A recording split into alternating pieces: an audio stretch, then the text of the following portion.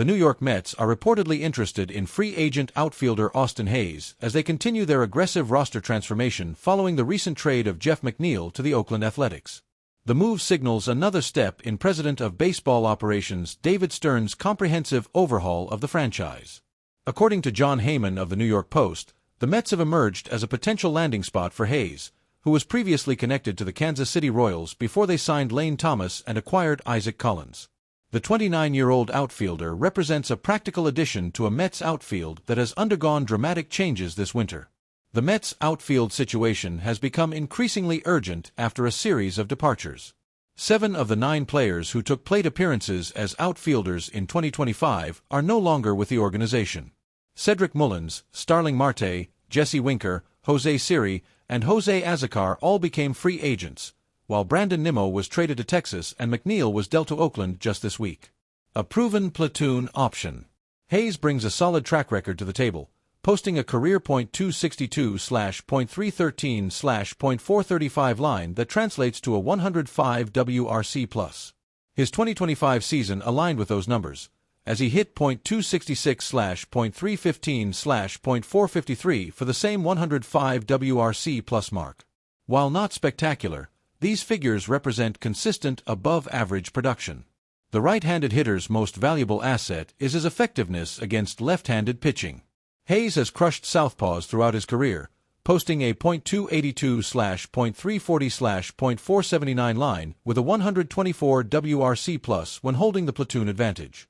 His splits were even more pronounced in 2025, when he batted .319/.400/.549 with a 155 WRC+ against lefties. This platoon capability could prove especially valuable given the Mets' current roster construction.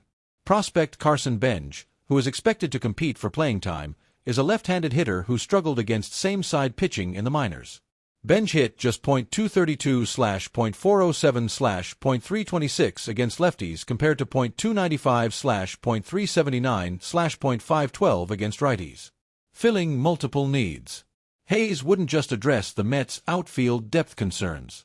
His presence could allow Tyrone Taylor, currently the only other returning outfielder besides Juan Soto, to settle into a more suitable bench role.